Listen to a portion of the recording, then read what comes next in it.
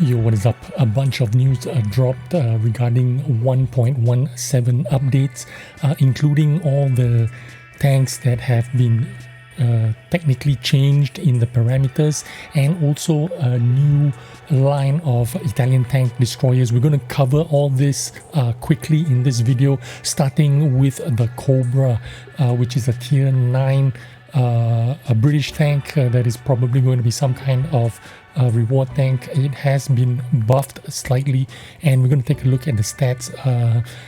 The damage on the second shell improved by 35 hit points. That is a buff. Average DPM of course increases because of that. The intra clip shell, instead of taking 1.9 seconds, buff to 1.5 seconds. Time for full reload as well, instead of 52 seconds down to about 48 seconds. Dispersion improved from 0.39 to 0.36. Those are some of the buffs that has been implemented in the Cobra for 1.17 release. The next tank is the Object 259A, also been slightly buffed. Now I'm moving quickly because there's a lot to cover, so if you want to see all the tanks, I've made individual videos for each tank. I will leave links for you in this video so you can look at them individually, and these are what I have for you right now, just going over quickly. The Object 259A, a tier 8 premium heavy tank that's been buffed. Again, dispersion from 0.40 buff to 0.36, aim time 3 seconds to 3.7 seconds, so a slight buff in the Object 259A for 1.17. The next tank that has not been buffed is the what is this, the Chieftain, tier 9 Chieftain. It is going to be remaining the same as when they released it for super test. I made a video about this tank as well, a preview video on what to expect about the tier 9 Chieftain, so go have a look at it if you want to see what the stats are on this tank. Again, this tank has not been changed in any way. So this is the new tank, which is a tier 8 premium tank destroyer from the Italian line. This is pretty interesting. In fact, this came to a surprise because nobody knew much about it. It is called the Vipera. Again, a new line of tank destroyers from the Italian tech tree. We're going to go through every one of them, but first we're going to look at the premium version. This is going to work more like a heavy tank. It's going to be a lot of armor frontally. It has a swiveling turret, but the turret only turns I think 45 degrees on each side, which means the turret is kind of limited. You can't turn 90 degrees to your side, but you can turn 45 degrees, so you can look this way and you can look that way. More than that, you have to rotate your entire hull. So that is the tier 8 premium Italian tank destroyer, which is going to work a lot more like a heavy tank, just for your information. So let's take a look at the Italian tank destroyers. It starts from the tier 5 SEMOVENTE M41, which is actually the size of a Stug 5. Not a lot of people are going to be interested in this, to be honest with you. A tier 5 tank destroyer which you can't move the turret around. It's just not going to be very interesting. People are just going to skip quickly past it, so let's just go with that. Again, it's going to break off from the medium tank tier 4. It's going to branch out to a tier 5, starting from the SEMOVENTE M41 tier 5, and then followed by the tier 6 SEMOVENTE, which is basically the same thing, turretless. It's going to, people are just going to skip this tank if they can. They're just going to free XP this or try to, you know, quickly grind past it as fast as they can. Nobody wants to play turretless tanks.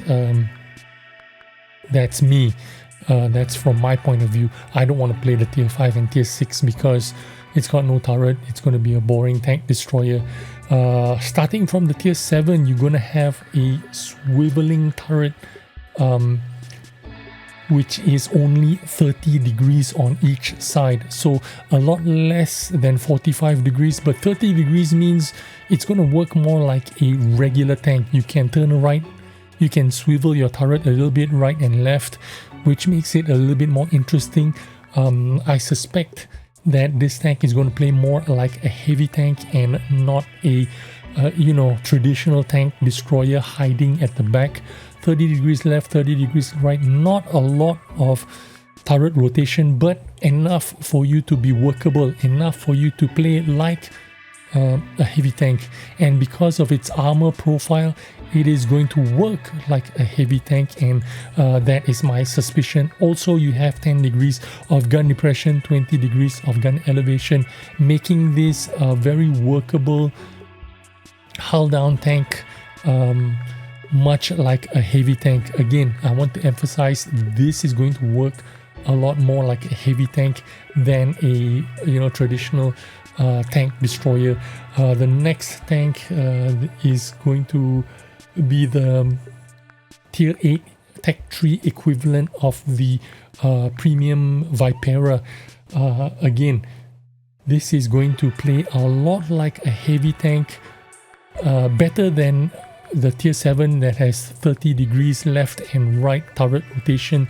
This has 45 degrees of turret rotation, making it very workable. The only problem here is you can see there is like this is going to be a weak point. You might not be able to penetrate the upper plate or lower plate, but you're definitely going to be able to penetrate this, I don't know what you call this, like the slanting turret ring. I don't know what you want to call this. Also, there's going to be a cupola that's going to be pretty big and pretty easy to hit here, in my opinion. But that's just my opinion.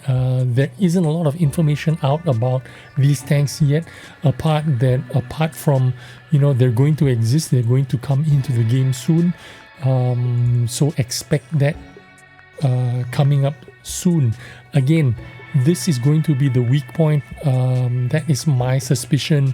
If you can fire at the turret ring, whatever you want to call this, this is going to be easily penetratable for most tanks. So this is the tier 8 version, and it's going to be called the CONTROCARRO mod 67. The next is going to be the tier 9, of course. It's going to be the CONTROCARRO Mark II, CONTROCARRO 1 Mark II. Obviously, it's going to be an upgrade to the tier 8, which means probably more up armor, less weak points.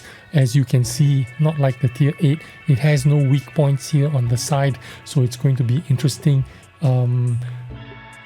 If the upper plate is going to be strong, it's going to be pretty difficult to penetrate. It's going to be a strong, heavy tank.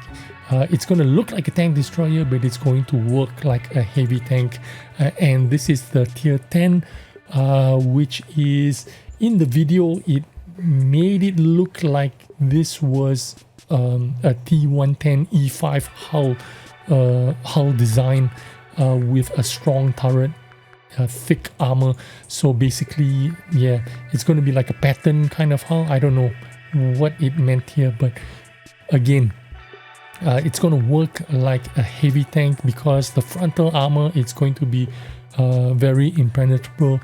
It's going to have 10 degrees gun depression. You have a little bit of cupola here as a weak point, but other than that, I suspect all this is going to be very bouncy armor.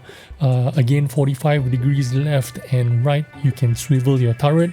You have a lot of turret armor, you have a lot of hull armor. I don't know if the lower plate of the hull is going to be any kind of weak point, but all this is going to be difficult to penetrate.